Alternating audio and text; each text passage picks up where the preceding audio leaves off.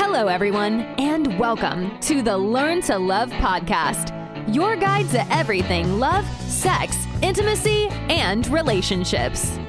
Each week, your host, Zach Beach, interviews new experts on love, including couples therapists, relationship coaches, sex educators, and best-selling authors. Learn the best tips and cutting-edge wisdom to better love yourself, others, and the world. Thanks so much for joining us. We hope you enjoy the show. Welcome to the Learn to Love podcast, everyone. I am your host, Zach Beach, and I'm here with the incredible mindfulness teacher, Megan Prager. Hello, Megan, and welcome to the show. Thanks, Zach. Today, we're going to be talking about self-compassion in our daily lives. And for those that don't know, Megan Prager is the co-founder of Mindful Labs and the Compassion Programs Director at UC San Diego for Mindfulness. She has many mindfulness certifications, including in Mindfulness-based Stress Reduction Instructor and Mindful Self-Compassion. In addition to teaching mindfulness and compassion programs, Megan specializes in developing and delivering trainings for Fortune 500 companies, as well as for educational, healthcare, and academic settings. Megan believes through compassionate awareness, individuals are able to utilize one of the best resources they have, themselves. And how are you today, Megan? I'm doing well, Zach. Thank you. Yeah, I'm full. Just had a holiday with friends and family and feeling full and grateful. Yeah. Indeed. We are recording this the day after Thanksgiving. So I too am full of both gratitude and family interactions and delicious food.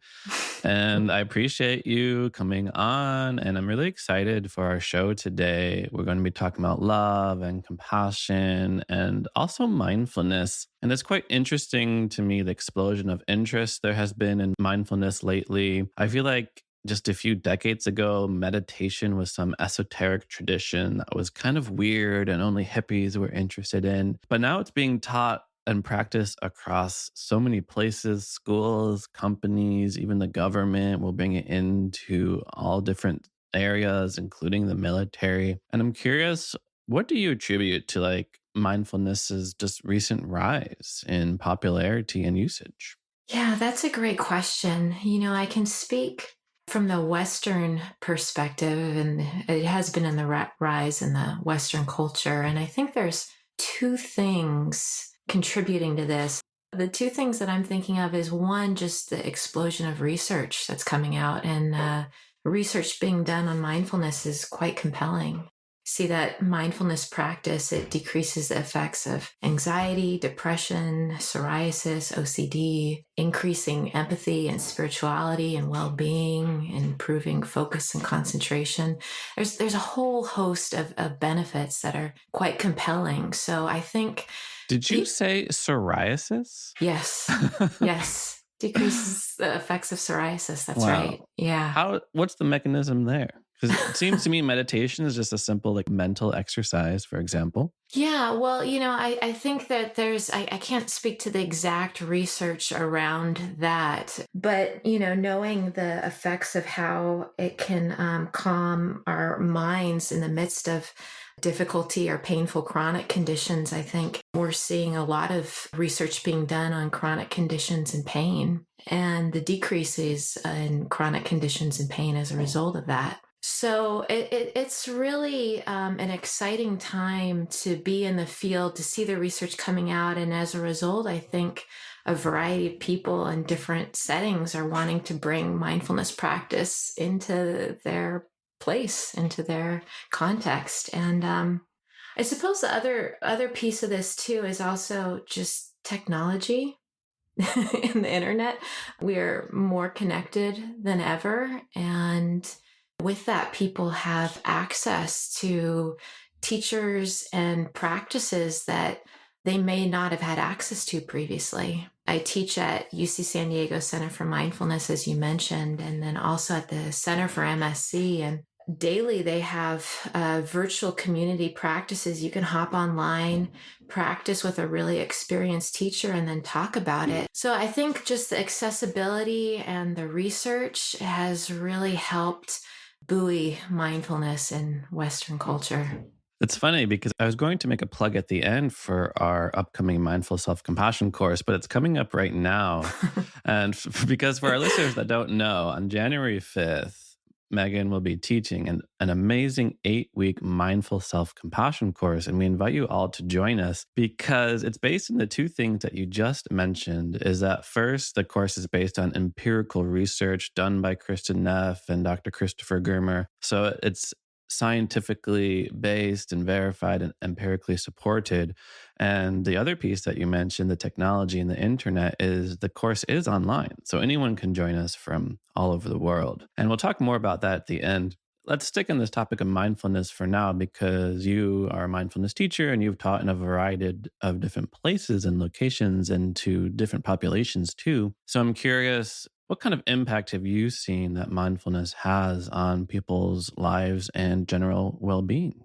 Yeah, gosh, I feel so fortunate to have had a front row to witness the benefits mindfulness has brought into people's lives, and that includes my own, which I'm happy to share about. But I teach courses in mindfulness-based stress reduction, mindful self-compassion, as you mentioned earlier, and these are 8-week programs, and they can also be, or at least the MSc program can be a 5-day intensive. And I think what we find over the course of these classes is people develop this capacity to ground themselves when they start to feel overwhelmed, this capacity to turn towards their difficulty with more curiosity and less judgment, which is such a skill, and to be kinder to themselves in the midst of their struggling. We see this over the course of participants taking these classes.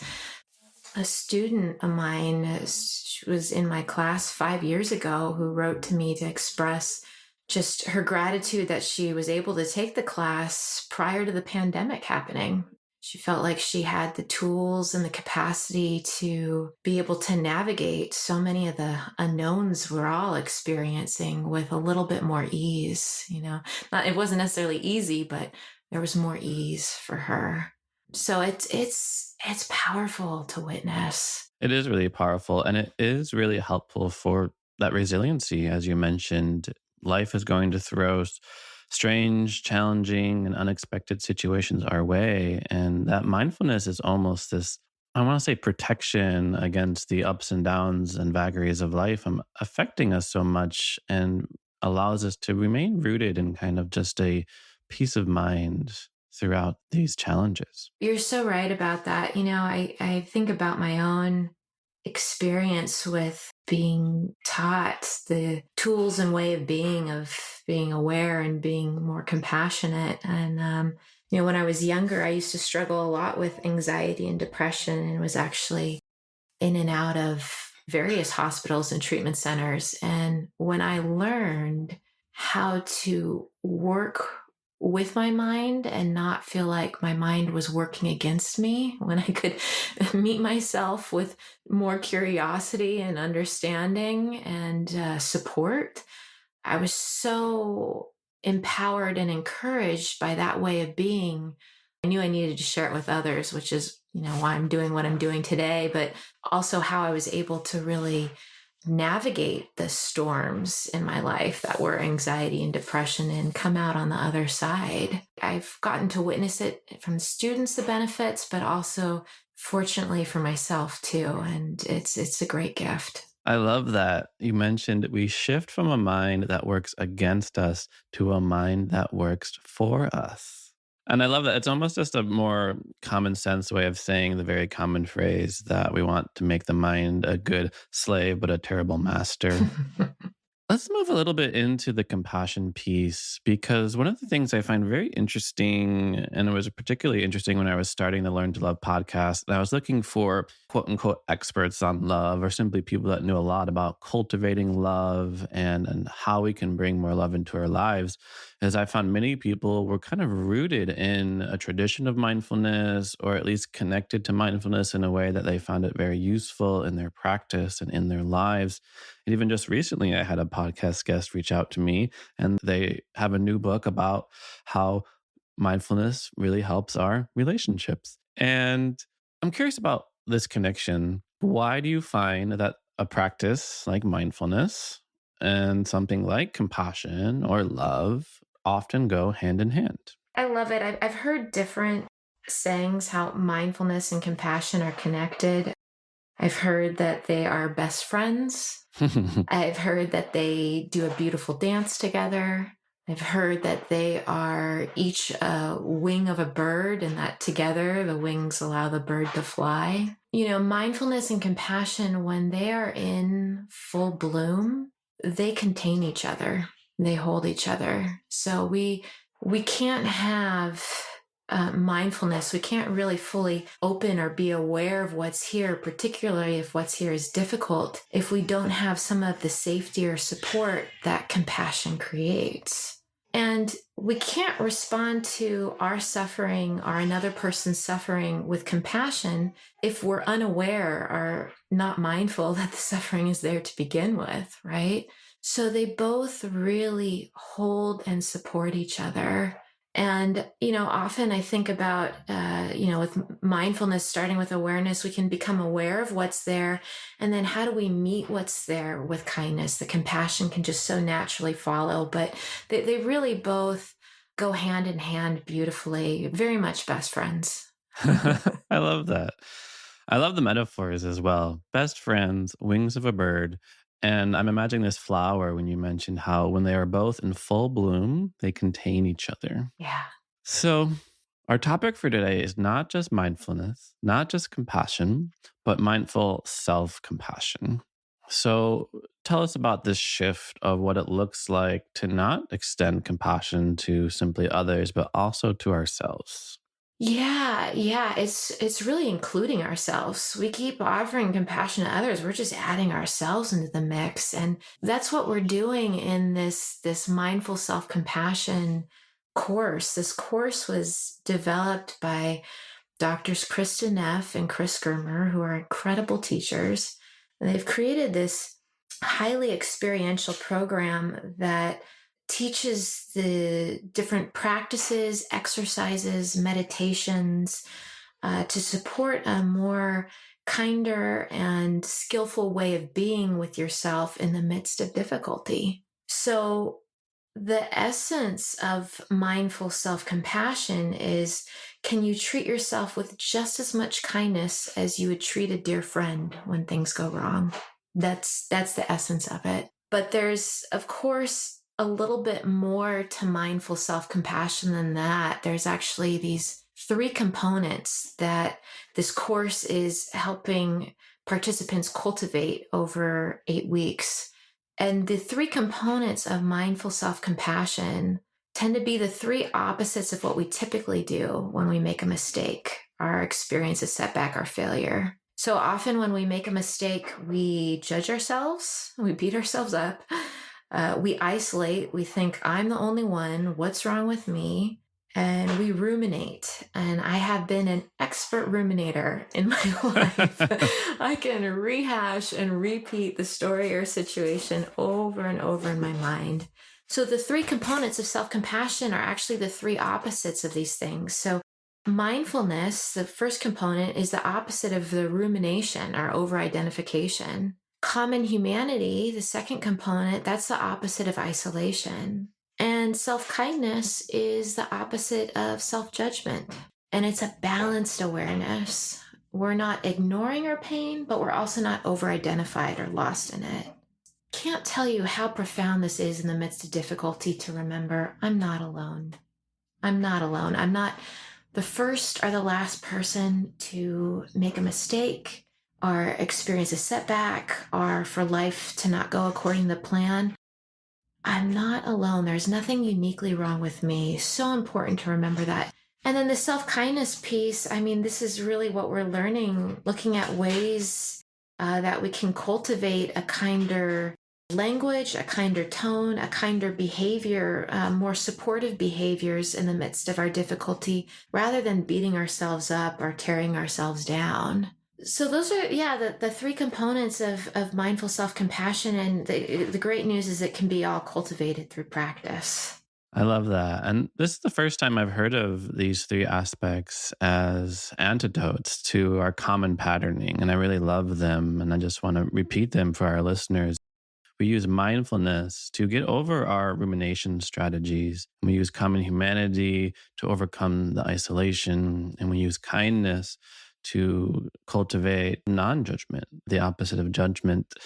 And I want to go into more of those, but I want to go back to that question and really the essence of mindful self compassion that you mentioned at the beginning, along the lines of can you treat yourself with just as much kindness as you could a dear friend? Because I almost imagine a listener being like, I wish, or wouldn't that be nice? Yeah. And it's so interesting how easily and how often we have this incredibly harsh inner critic. And I'm kind of curious, where do you think the inner critic comes from? And for that person who does struggle with treating themselves with just as much kindness as they do a dear friend, what is your general advice? Some people really identify with an inner critic. Some people don't identify with an inner critic. And that could be because perhaps they truly don't have an inner critic, or that could be because perhaps maybe they haven't explored that aspect of themselves, or are able to recognize that as a potential voice and that there's room for another voice. We don't know. But just to name that, and also that the inner critic sometimes is not necessarily a voice for people, but a more of a somatic experience, like the sense of being up against a wall, or kind of a sense of deflation. So just to, name, these are some of the experiences people report with the inner critic. And, where that inner critic comes from, we talk about this in MSC a lot. We ask the class, do you think that there's any value to the inner critic? And people report a variety of things that maybe it motivates me to do better, or it's I'm going to beat others to the punch by criticizing myself first. It would be less painful. People report all these kinds of things. Generally, what's underneath that is that there's the inner critic wanting to protect us in some way. There might be some redeeming value to the inner critic in that it's trying to keep us safe or protected, even if the methods are unproductive, right? So I had a student share that the inner critic she was driving actually, and she was texting while driving and almost got into an accident, and she's okay. Everybody is okay. But in that moment, she dropped her phone and was like, "You idiot." And you idiot isn't particularly saying that isn't particularly helpful or kind in that situation. But she was able to recognize that what's underneath that message that the inner critic was saying, "You idiot," was, you can't do that. Don't text or drive. It could cause you harm. It could cause people in the car harm. That's what's underneath, "you idiot." So you could see how there is desire for safety underneath that kind of criticism. But it's also worth naming, you're asking about where does it come from. For some people, there is no redeeming value underneath the inner critic. And that's if the inner critic is the internalized voice of somebody from your past, maybe somebody from childhood, like a caregiver who was hurtful or neglectful to you. There is no redeeming value underneath that kind of self-criticism. That's incredibly painful, and have to offer ourselves great kindness and compassion for that. Sometimes with that kind of self-criticism, it was a survival strategy for children not to stand up to that voice or say, "Hey, you can't talk to me like that," because that might get them into even more trouble. So the survival strategy was adopting that voice and having that voice become their own. So that takes some practice, and I want to encourage people who find that to be their inner critic to make sure that they're working with a therapist or a trauma specialist, because that takes a little bit of time and practice and rewiring to release the kind of grip of that voice and help them really land in the support of their own compassionate voice. We're starting to touch on that in the MSC program, but it's also worth encouraging people to get support outside of the class as well. Yeah, the word kindness keeps coming up for me and how we can bring it more into our lives. Because when you mentioned that person who made the mistake and then found this voice in their head that said, "You idiot," I was thinking how harsh that is and how harsh much of what the things we say to ourselves can be. Like, I can imagine that you could be filled up with a number of things like, "You idiot, you failure, you terrible person, you." And I'm thinking about the opposite and what that might look like to just be a lot more kind to ourselves. So, when you mentioned how the three components are mindfulness, common humanity, and kindness, how do we bring more kindness to ourselves? Well, it comes back to, and I think you asked this a little bit earlier, Zach, and I, I don't know that I addressed it, but this whole idea of, so how do we treat ourselves like a dear friend when things go wrong? And this is actually a practice that we can do is in our times of difficulty and our times of when we've made a mistake, when we're feeling like you idiot, to bring to mind somebody that we really care about or somebody that we consider a really dear friend and ask ourselves, what would I tell my dear friend? What would I do or say or offer to them?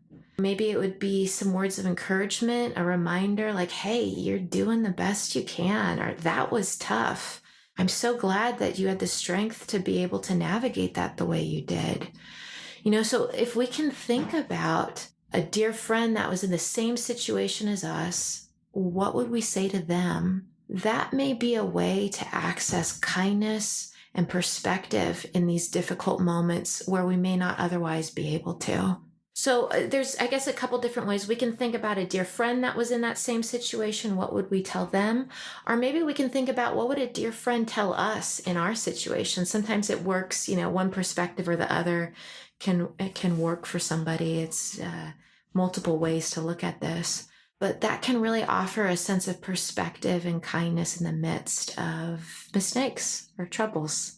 I love that. I love just thinking about, well, what would a very good friend tell you in this situation? And of course, they would never say the words that we tell ourselves. They would tell us it's okay, everyone makes mistakes and different things like that. So, if that's kindness, and we already talked about mindfulness, let's move on to this final piece of common humanity. And I've been thinking about it a lot lately because I do feel like, and it's easy to feel like, we are living in a more divisive world. I think, although social media has connected many of us, as more and more research is coming out on how it creates polarization through its algorithms. People say and do more outlandish things, and it gets more comments and likes and different things like that. So, how can we feel in touch with our common humanity? And I'm thinking about when it's hard, when people have very different beliefs, and it could be political, but it could be in other areas of life too. It's so hard. I just want to land in that. I really, this is a great question. This is the money question, if you will, and a growing edge for me. I'm right along with you, and looking at how do we do this? How do we have more compassionate interactions? Which doesn't mean that we necessarily agree with people, right? But how do we have more fruitful and supportive interactions? And you kind of hinted here on this last piece in MSC, this common humanity, and I think you're right. I'm still exploring how do we have compassionate interactions, but I think this common humanity piece is huge in this. We are more likely to have compassionate interactions with others if we can see how we are connected to or related to another. And this is where common humanity can help us. So, in self-compassion, I talked about common humanity being captured in this phrase of I'm not alone. So we're reminding ourselves how we're like others, right? I'm not alone. Others would feel this way too. When we're looking at having compassion for another, the common humanity piece of that can be summed up in this phrase of just like me. This person is just like me. So we're looking at how others are like us in terms of creating common humanity to have compassionate interactions for another person. So this idea of just like me, we're connecting on our basic universal human needs, not necessarily wants, right? We may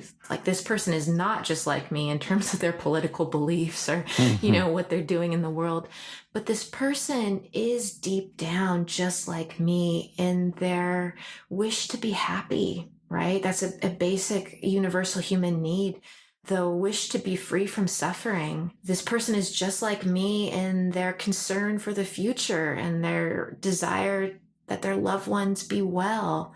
So if we can start tapping into how we're connected in terms of our basic universal human needs, that I find can help soften the heart a bit. And again, it doesn't mean that all of a sudden we're buddy buddy, that we agree with each other, that everything is all good, right?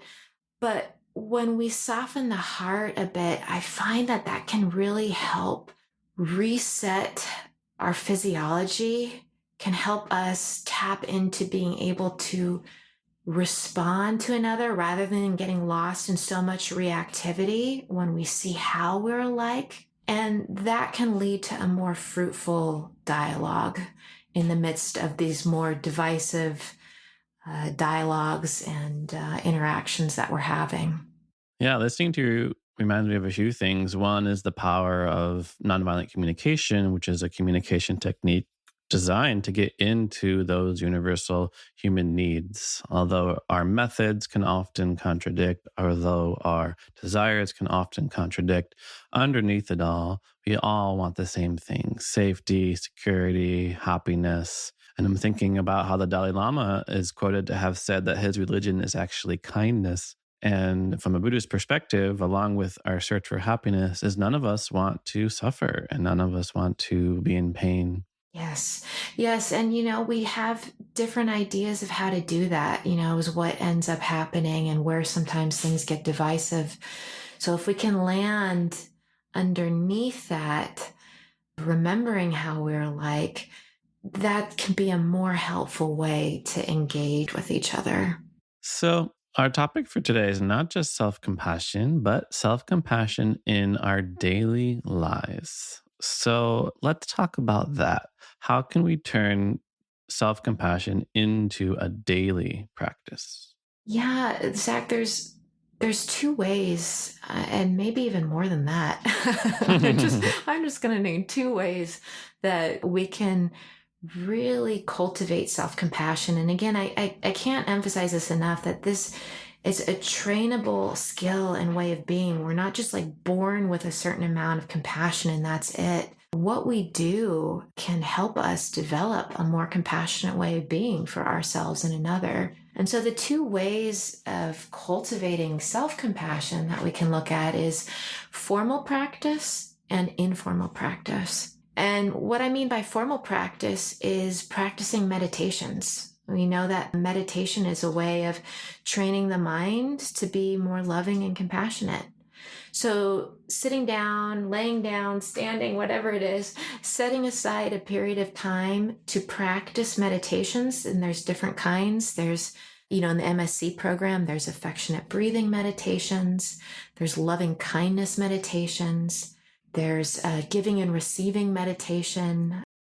These are all ways to cultivate a kinder way of being. So that's the formal practice. But then, of course, informally, we can cultivate self-compassion in everyday life by just noticing when we're struggling and responding with kindness. So any opportunity that we notice, like, oh, that was tough, or, oh man, I made a mistake there, or that person's comment really hurt me, that can be our little cue to offer ourselves something kind. And maybe it's like I mentioned earlier, thinking about, okay, what would I say to a dear friend who is feeling the same way I'm feeling in this moment? That might be a way to access it. Maybe it's offering ourselves a supportive touch in those moments, right? These are things that can be done in a matter of seconds. It doesn't have to be like sitting down and doing a 15-minute meditation. Maybe it's asking ourselves, what do I need? And that's the foundational question of self-compassion. If we can ask ourselves this multiple times a day, we'll find our day is better. What do I need? and beginning to move towards perhaps behavioral self-compassion aspects, things that we just know nourish us and fill our cup, right? So when I was asking myself earlier, what do I need? Almost always the answer for me when I ask myself that is, I need to be outside. I need a little bit of sunshine. I Hmm. need like the cool breeze. I need flowers, going outside and giving myself this resource and this gift of being out in nature, even if it's just brief for, a minute or so. That can be a way to really resource myself during the day when I'm struggling, and is a way to practice self-compassion. So, it's meditation, but it's also just practicing things that we know nourish us and fill our cup. Nature, petting the dog, getting a warm cup of tea, calling that person that you just love and adore. Those are self-compassionate practices too. When we intentionally notice we're having a difficult moment and respond with kindness. Any of those ways. I love your example of walking in nature, just getting outside, because it's simple, but it has a tremendous impact. Yes. And I love the example. So I'm wondering if you could give our listeners another example to help them kind of concretize what we've been talking about more in the abstract of a situation that could happen or might happen or has happened, and how you would use mindful self compassion in that situation. Oh, I've got plenty of examples personally. Oh my goodness. I have plenty of mistakes to draw from for an example. Actually, Zach, I'm just thinking about people who are listening to this won't know this, but I had to reschedule on you for this podcast. We had a date planned, and I contacted you really last minute saying that something had come up and I couldn't make the date of our podcast. And that was a moment of struggling for me. Oh, I don't want to do this. It was kind of that sense of, oh man, not again. I have a 4-month-old daughter right now, so I'm really learning how to go with the flow, if you will. And two things really helped me, I think, in that moment, right? When life wasn't going according to the plan. It was, well, one, your response. You were so generous and kind and willing to reschedule. But the second one was, for me in that moment when I'm just like disappointed, I have to do this last minute canceling. Again, it was the pausing and asking myself, okay, if my sister, who I love and adore, had the same mistake, what would I tell her in this moment? And it was just this very clear reminder of, I would tell her she's doing the best that she can. And so again, just another way to access, that perspective and that kindness. The returning to the breath, I mentioned best friend earlier. I have a colleague that says, breath is the best friend. It's with you wherever you go. It's always there for you, ready to support you, supporting you in this moment just by breathing. So to be able to return to the breath, to offer myself a couple of deep breaths, which again is helping kind of reset my physiology when I'm feeling a little overwhelmed or activated, being able to kind of come back into that parasympathetic system to ground. That helps get the prefrontal cortex back online, which is really helpful in the midst of when we're trying to recover from a mistake or think about what to do or say next. So I find through offering myself kind words, through tapping into my breath, these are things that I can do in a matter of seconds that are always available to me. And were really helpful when I had to cancel on you, in addition to your kindness, Zach. Well, I definitely don't want my podcast to add any more stress to your life. I feel bad that it was a source of suffering that you had to give compassion to, but oh, not at all. It was for practice. It was such a great, it's such a great example in this context. And this is life, right? Like these things come up as humans. We all have this, and it's, how can we respond kindly? Because mindfulness and self-compassion aren't going to take away the suffering, but it's going to give us a resource to meet ourselves with a little bit more skill and ease. absolutely. And I also really love your mantras. I love the just like me mantra that you mentioned before. And I love, you didn't explicitly say it was a mantra, but you said she's doing the best she can and it's okay. And I Mm. think we can apply that to ourselves as well. I'm doing the best I can and it's okay. It feels so good in the body, just like listening to you say that, I'm tapping into how does that feel in the body when I hear that? And it's just what I need to hear. And again, remembering that's the question of self-compassion is what do I need? So when we land in those things that feel like, that's what I needed, you've landed in self-compassion. So you mentioned at the very beginning of the interview on the science that's coming out around how beneficial mindfulness is. And there's also a lot of science behind the benefits of mindful self compassion. So, what are some of the differences that researchers find in people who are highly self compassionate, either naturally or through doing programs? Yeah, it's a great question. I think one of the things when people want to know about the community, the self compassion community, and one of the things that is always so heartening to witness is the amount of compassion that people have for others in the self compassion community. And I think it's a fear people have when they start exploring self-compassion, or maybe that's even preventing them from coming into the class, is like, is this selfish? Like, is this just going to be all about me and I'm not going to have any care or compassion for others? And what we found is, and what we know is that self-compassion doesn't mean that we can't be caring or compassionate for others. It's just including ourselves in the mix.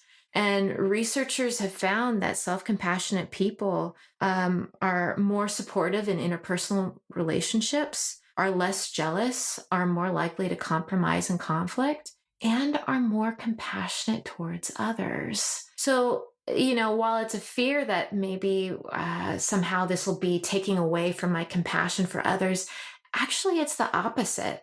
And if you think about it, when we are compassionate towards ourselves, we are resourcing and taking care of ourselves in a way that'll allow us to more sustainably take care of others, right? If we can just give compassion out and out to others and not in towards ourselves in the short term, but in the long term, that'll always lead to burnout if we're not taking anything in. So when we are practicing self-compassion, it's a sustainable way to have compassion for others. And we benefit too. So I guess just really wanting to highlight, the compassion for others piece. And Kristen Neff did, at least 3 studies that I know of in 2013 that demonstrate this.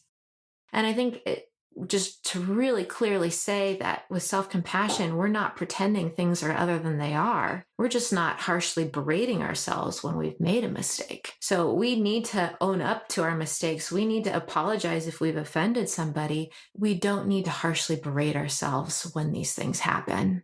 And because we're not harshly berating ourselves, it's a little bit easier to say I made a mistake, right? I think that, and that's where I believe it was Leary and colleagues in 2007 found that people were more likely to admit a mistake. So I should add, all this research is up on Kristen Neff's website, selfcompassion.org. So for people who are really interested in self-compassion research, we'll go over a little bit of it in class together, but it's also, there's a wealth of it online too. That's so hopeful that people who practice and become more loving to themselves end up more loving to others as well. And when you mention like this isn't a part of coming up with more excuses, I was thinking about kind of the challenges and obstacles along the way. And I'm almost imagining in my head 2 people. One is the tough guy, like who hears words like, oh, be kind, say kind words to yourselves and soften your heart. And he thinks that's kind of like, I don't know, it's emotional and something for, I'm just going to say like wimps to do. Yeah, that's right. And it's too mushy for me. But I'm also thinking about somebody who hears, any sort of loving towards oneself and thinks it's selfish. And I'm just, kind of curious about how you might imagine overcoming people who feel resistance and obstacles to these practices we've been talking about? It's such a great question, Zach. And I have to say, like, I came to this program, the Mindful Self-Compassion program, kicking and screaming. I thought, one, it sounds really California hippy dippy. Like, what? Self-compassion. And two, I was afraid that if I wasn't beating myself up, I would never achieve or be at my best. So I had this fear, this California hippy dippy is kind of along the lines you're speaking to of, is this kind of weak or fluffy in some way. And that also this fear that, is self-compassion going to undermine my motivation? And, just to speak to this last one, and then I want to address this idea of it being weak, because we see there's a lot of people who are high achievers and fearful of coming to this class and think, well, if I get rid of my inner critic, then what? But the problem with the inner critic is that when we are critical of ourselves, we're our own victim and our own attacker, which sends us into fight, flight, freeze, stress reactivity. And it is hard to think openly, creatively, logically. It's hard to bounce back from failure or setback when you're spending your energy beating yourself up. So while self-criticism, it might light a fire underneath you in the short term to get something done or to motivate yourself, in the long term, if we're always using self-criticism to motivate ourselves, we're going to burn out. And again, they found that self-compassionate people are no less likely to have high personal standards. They just don't beat themselves up when they fail, which means they're less afraid of failure and more likely to try again. And this is the essence of resiliency. So this is a great news for those of us who want to do well and want to motivate ourselves. We can actually motivate ourselves from a place of compassion rather than criticism. And there's a whole class that we do on this. But to also come back to your really important question about this idea that is self-compassion weak or fluffy or passive in some way, when we think about what self-compassion is, it's a supportive response in the midst of difficulty, right? And there's nothing weak about that. They've actually found that self-compassionate people are better able to cope with tough situations like divorce and trauma and chronic pain. And so I think what is important to say here is that there's really two faces of compassion, two sides of self-compassion, both really important. There's what we call the yin and the yang, right? So the yin side being self-compassion can have this soothing, nurturing, validating side, which I think a lot of us think of when we hear self-compassion, right? But there's also the yang side of self-compassion, which is about protecting ourselves, providing for ourselves, motivating ourselves, putting our foot down, saying no, standing up to injustice. That's compassion too. And a really important side of self-compassion, it can't be, if it's about the alleviation of suffering, it can't just be soothing and nurturing. It's got to have a protective side, right? A courageous side to it. And that's a piece that we're also is interwoven throughout the program and important for people to know when they're thinking, gosh, is self-compassion just this weak California hippy dippy thing? There's a very strong side to compassion too that we need to tap into. That's such an important distinction because I too know many people who are very compassionate, and as a result, they're extremely motivated to do incredibly important work in the world for social justice, for the environment, and protecting marginalized and supporting marginalized people in the world. Because when we do open our heart up to more people in the world, more countries in the world, more creatures in the world, we are inevitably motivated to act to help these people. Absolutely. You're absolutely right, Matt. And, if you think about, too, what we're talking about earlier, that, self-compassionate people are more likely to take greater personal responsibility for their actions and apologize if they've offended somebody. I mean, this is important in justice work also, right? Like if we have this capacity to really acknowledge and own up where we've experienced or done maybe harm, own up to it so we can do better. It's a helpful way of holding our energy and supporting other people in the world. So there's so many important reasons for ourselves and also for others to be practicing self-compassion. So, before we finish, we do have to talk about our upcoming Mindful Self Compassion course, which will be live and online starting January 5th, 2022. And it's available to anyone in the world, and anyone can sign up at the website, theheartcenter.com, the-heart-center.com. So, for people unfamiliar with the 8-week Mindful Self Compassion course, it's intense, it's in depth, it's incredible. But in the short time that we have, Megan, what is the course about and who might be interested in taking it? Yeah, in some ways, I kind of feel like we've been talking about the course all along.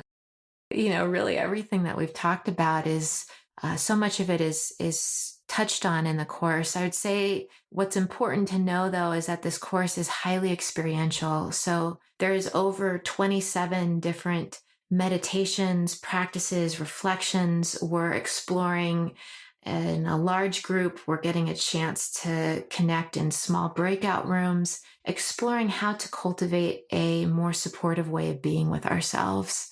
The course, we explore different topics each week. We have one class on self-criticism. We have one class on meeting difficult emotions, on how we can hold challenging relationships. So we're really, that and so much more. We're really looking at different ways that we can support ourselves in the midst of difficulty. The class meets for 3 hours. We take a break. It's on Wednesdays, as you mentioned. And we also have a retreat in there too, where we'll get to really immerse ourselves in practices for a longer period of time. So it's an incredibly powerful course, and it's open to the public. Anybody can take this class. And it also is a prerequisite for teacher training. So for folks that want to go on and teach the course, they first need to take the 8-week program. And that's what this program is. Wonderful. I'm so excited for the upcoming course, Megan, and I really appreciate you both teaching it and sharing your wisdom, and of course, coming on to this show and telling our listeners about the power of mindful self-compassion and how to bring it into our daily lives. And I do have to finish by asking you the same question I ask all of my guests, which is quite simply, what do you wish everyone knew about love? Oh, in July of this year, I had my daughter. She's now 4 months old, and she's quite a teacher. I'm a slow learner, and she's doing her best to teach me. I'm learning. And I think I have never been so aware. What she's really taught me is that attention is love, or at least a form of love. Attention is such a valuable gift to offer others and ourselves. And I want people to know our need to be loved is one of our deepest human needs. And where we place our attention can offer others and ourselves love. Absolutely. Thank you so much, Megan, for coming on to the show. And for our listeners who want to learn more about you, how can they find you? Thank you so much, Zach, for having me. Online, if you go to the website, Mindful Labs, www.mindfullabs.com. That's my website. I'm also at UCSD Center for Mindfulness and the Center for MSC, both online. You can search online and find me there too. Wonderful. So thank you so much, Megan, for coming on to the show. And thank you, listeners, for listening to the show. We hope you remember many of the valuable lessons for today, including that mindfulness and compassion are best friends, and like wings on a bird, they work together. Mindful self-compassion has 3 components: mindfulness, common humanity, and kindness. And all of these are wonderful antidotes to rumination and isolation and judgment. And you can cultivate mindful self-compassion both formally and informally. And if you're interested in learning more and bringing more self-compassion into your life, we highly encourage you to check out our upcoming 8-week course. And of course, don't forget, attention is one of the deepest forms of love we can offer another human being. If you want to learn more about me, you can head to zachbeach.com and learn more about the show and sign up for Mindful Self-Compassion at theheartcenter.com. Thanks again, Megan. Thank you so much, Zach. Take care. Thanks again for listening to the Learn to Love podcast. To learn more about the show and your host, head over to zachbeach.com or theheartcenter.com. You can also follow Zach on Facebook, Twitter, and Instagram.